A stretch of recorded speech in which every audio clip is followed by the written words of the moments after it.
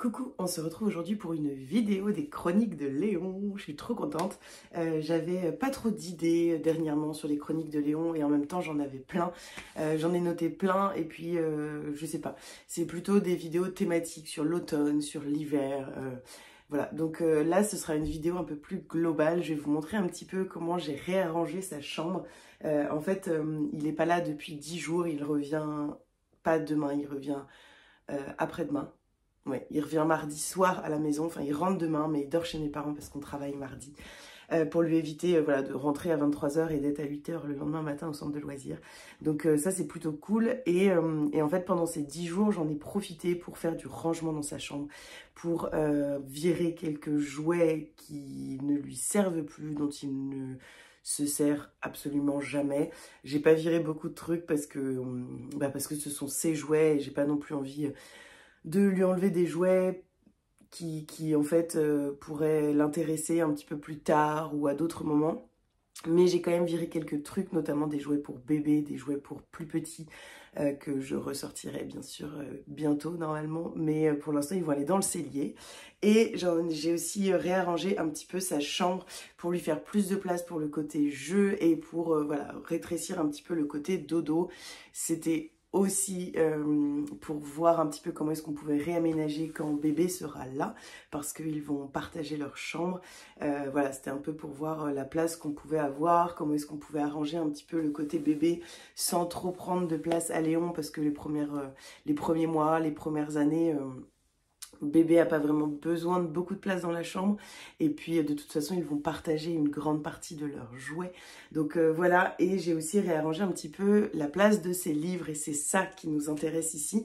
Je ne sais pas si vous vous souvenez, je vais essayer de tourner un petit peu la caméra, mais à côté de son lit ici, donc là, en bleu, là, on a sa commode de vêtements, une commode parisienne que j'aime trop, qu'on avait acheté quand on a déménagé, c'était le gros achat. Et ici, là, il y avait une bibliothèque.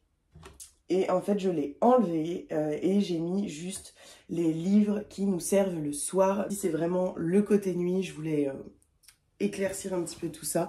Et puis en fait, juste de l'autre côté, on a voilà, la grande étagère Billy, où en fait j'ai mis quelques livres en haut dont on se sert plus trop, et puis c'est surtout des livres pour les bébés, sachant qu'il y a une grosse partie de ces livres bébés qui sont dans le cellier. On a une énorme caisse de livres pour enfants que j'avais enlevée parce que il n'en avait plus besoin. Il va d'ailleurs falloir que je trouve de la place pour eux, parce que bientôt il va falloir les réinstaller. Mais voilà, en même temps je ferai un tri un petit peu dans les livres. Et puis donc on a quelques livres sur l'étagère qui est ici, des livres plutôt thématiques justement sur Noël, etc. Mais bon, ça peut quand même lui plaire de temps en temps, donc je les ai laissés à portée de main.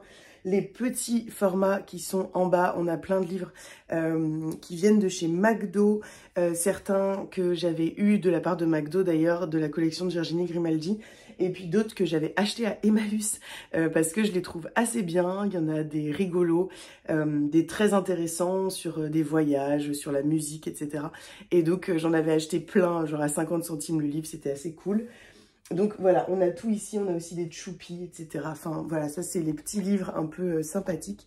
Et puis ici, on a donc le reste de sa petite bibliothèque dans les étagères en bois qui sont là, avec les livres plutôt petits et en petit format qu'on peut transporter un peu partout, qui sont donc ici, hop, juste là, avec sa petite bouquinou indispensable. Et puis on a ici tous les livres, donc tout en haut on a les livres de la collection Usborne, Milan et Nathan, avec beaucoup de livres. En fait c'est des livres thématiques sur les arbres, les océans, les animaux en danger, les livres vraiment questions, pourquoi je dois partager, qu'est-ce que le racisme, la météo, les pompiers, les gestes qui sauvent un petit peu derrière. Enfin voilà, on a une petite collection ici. Pardon, ici de livres thématiques, et puis juste en dessous ici ce sont les grands albums, donc voilà nos albums préférés. Il y en a une partie aussi juste devant moi que je voudrais vous présenter. En tout cas voilà, c'est une petite partie de sa bibliothèque. On va, je pense, manquer de place, mais je me disais que potentiellement j'allais racheter en fait ce genre de matériel en bois là. Je les adore. Alors c'est des étagères qui coûtent assez cher, mais que j'aime beaucoup, beaucoup, beaucoup. Il y en a aussi dans ma chambre. J'en ai une, je crois, de 3 étages pour mes BD, et puis une qui me sert de table, de table de nuit en fait. Mais voilà, je me disais que j'allais peut-être acheter une de 3 pour pouvoir la mettre au-dessus et avoir le reste des livres, voilà. Et puis tout en haut, je ne sais pas si vous voyez, on a des livres aussi, les abécédaires, on a un livre explicatif sur les dinosaures, le livre de jeu autour du monde dont je vous ai parlé dans une précédente vidéo. Voilà un petit peu le tour. Et puis dans cette bibliothèque, en fait, j'ai mis vraiment en accès libre tous les puzzles et puis tous les jeux de société auxquels on joue très très très régulièrement. Et je dis nous, mais en fait je parle surtout de Léon et son papa, parce que son papa adore les jeux de société. Et d'ailleurs pour son anniversaire, mon conjoint a passé, je pense, 3/4 d'heure dans le rayon jeux de société pour trouver le jeu de société qui pourrait plaire à Léon et à mon conjoint. Et ouais, il adore ça en fait, mon chéri. Et donc ils vont passer de jolis moments, je pense. Et en fait, je venais surtout pour vous montrer les albums dont qu'on lit en ce moment, qu'on aime bien découvrir, des albums que j'ai depuis longtemps, d'autres que j'ai depuis moins longtemps, des albums qui m'ont été envoyés, d'autres que j'ai achetés ou qu'on m'a offert, parce que maintenant, on lui en achète moins, mais c'est vrai qu'à une période, on nous offrait beaucoup d'albums pour enfants. J'en ai récupéré chez mes parents et moi, je lui en achetais beaucoup. Parce que tous les 15 du mois, je lui achetais un livre. Son mois d'anniversaire jusqu'à, je pense, ses 18 mois ou même 2 ans, on allait à la librairie à côté de chez nous et on achetait un album ou 2 parfois pour son mois d'anniversaire. Alors, je voulais vous montrer déjà 2 albums. Un qui est publié chez Flammarion dans la collection Père Castor. Il s'agit de La tétine de Kiki de Esther Vandenberg. Et c'est un petit album sur la tétine et sur en fait l'intérêt des dents, l'intérêt de la bouche. Et donc voilà, on rencontre plusieurs petits animaux et Kiki va découvrir un petit peu à quoi peuvent servir les dents et la bouche pour qu'ils se rendent compte que la tétine, franchement, ce serait bien de l'offrir aux plus petits. Et ça, c'est un album que je lui lis de temps en temps. Pour l'instant, il n'est pas un grand fan parce qu'il se rend compte que je lui lis ça aussi pour son cheminement personnel sur la tétine. Mais j'aime beaucoup et j'aime beaucoup les graphismes. En fait, je trouve ça trop mignon. Donc voilà pour ce petit livre que je trouve très bien d'ailleurs pour aborder la question de la tétine en rigolant avec de jolis dessins. C'est simple et c'est très rigolo. Donc voilà pour celui-ci. Et un autre qu'on vient de recevoir, qu'on a découvert un petit peu. Alors moi j'aime beaucoup. Après c'est vrai que ça parle en fait de Nino Dino, donc qui n'aime pas prendre le bain. Mais pour le coup, Léon adore prendre son bain, adore prendre sa douche parce qu'il adore l'eau et qu'il a toute une caisse de jouets pour la douche et donc il adore ça. Et en plus, souvent, c'est un super moment qu'il passe avec son papa. Depuis la naissance de Léon, c'est surtout papa qui donne le bain parce qu'il adore donner le bain à son fils ou prendre une douche, que ce soit en étant à côté ou même parfois avec lui. Et il s'amuse bien dans la douche. Donc là, c'est Nino Dino, un bain, pourquoi faire ? Et en fait, c'est surtout que j'aime beaucoup Nino Dino. Je trouve ça très drôle. Les dessins sont simples, mais très expressifs. Et on passe de très jolis moments avec ce livre. Donc voilà. Et un peu, en fait, dans le même style de livres qui sont pour un peu expliquer aux enfants l'intérêt, etc. de quelque chose. Mais Léon adore ces albums, mais pour le coup n'est pas tellement touché par ça. Théodore Poulet en a trop marre des légumes. Léon, pour le coup, il mange des légumes, il mange des fruits. Alors, il ne les mange pas tous, hein. C'est comme tous les enfants, mais il adore les brocolis, il adore le concombre, il adore les tomates. Voilà, en fait, on n'a pas tellement de difficultés avec ça et on lui fait les légumes qu'il aime, tout simplement. On va pas l'embêter avec des légumes qu'il aime pas, alors que pour le coup, il n'est pas très compliqué quand même. Et je trouve ça très drôle, c'est dans la collection Splash. Et comme d'habitude, c'est des collections voilà, rigolotes sur les légumes. Et en fait, Théodore Poulet va se rendre compte que bah, les assiettes sont bien fades sans les légumes. Et Léon, à chaque fois, interagit beaucoup en disant « Oui, mais tu vois, les légumes, ça rend fort, les légumes, c'est joli, les légumes, c'est coloré. » Et ça, c'est vrai que, bah voilà, je pense qu'en fait, pour qu'un enfant aime les légumes, il faut aussi cuisiner avec lui, et lui apprendre à éplucher, lui apprendre à couper. Léon, il a 3 ans et demi et depuis à peu près 6 mois, son papa le laisse éplucher, alors sous grande surveillance, mais il épluche les légumes, il les coupe. Et donc, c'est un joli moment et pour le coup, bah, il est content de manger les légumes qu'il a épluchés, qu'il a coupés, qu'il a fait cuire avec son papa, parce qu'il fait cuire. Voilà, il est souvent à côté de son papa, à côté de la gazinière, et puis ils s'occupent tous les deux de touiller, de mettre dedans, etc. Donc voilà pour celui-ci. Et après, on passe à de jolis albums. Alors, ceux-là sont très jolis, mais on passe voilà, aux albums qui sont un peu plus différents. Léon adore les toutous. On avait Dr Popov qui l'adore en petit format. Et donc, on s'est procuré, alors je crois que c'était un cadeau, je ne sais plus de qui. Il s'agit de les toutous à Paris, avec cette petite bande de toutous qu'on adore avec Léon. C'est un très grand album et un peu sous forme de bande dessinée. Léon adore cet album. En plus, les pages sont super agréables et c'est une vraie visite de Paris dans le métro, à la Tour Eiffel, dans les parcs de Montmartre. Enfin voilà, c'est vraiment très très très très beau. Et donc, on se délecte. Et puis, en plus, c'est des petits toutous qui sont très, très drôles.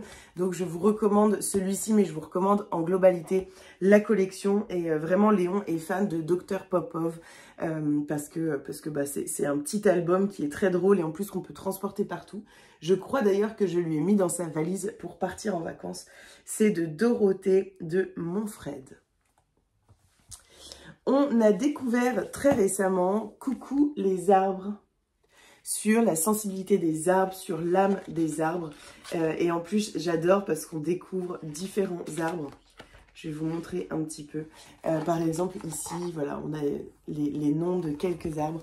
Les dessins sont très jolis, très simples. C'est vraiment des dessins que j'apprécie beaucoup. Voilà, on suit une petite fille qui découvre un peu la nature et qui se pose des questions sur ce que les arbres ressentent. Et je trouve ça absolument magnifique. C'est publié aux éditions Bayard Jeunesse et je vous en ai parlé récemment sur Instagram. En même temps que je vous ai parlé de Mon Jardin Extraordinaire, qui est un album coup de cœur pour maman. Je le trouve magnifique et il y a plein de choses qu'on découvre. Les dessins sont extrêmement colorés, je trouve ça magnifique. Regardez ça, j'adore. Je suis complètement fan. Et voilà, on a les vrais mots, les lagons, où les mers et les fleuves jouent et se mélangent. Et on nous parle des baleines, des sardines, des requins, des tucunarés, des mulets, des phoques. Et donc, on essaye de trouver un petit peu tous les animaux dont on nous parle. On regarde aussi parfois sur Internet parce que maman ne sait pas forcément. Et voilà, il y a toute une explication. Il y a aussi les planètes.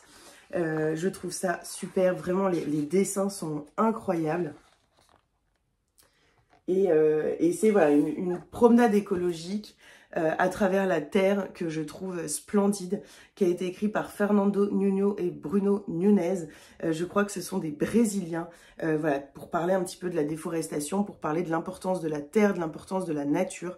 Et c'est magnifique, c'est juste magnifique. Vraiment, les couleurs, je ne me lasse pas de lire cet album. Alors, il y a beaucoup d'écriture.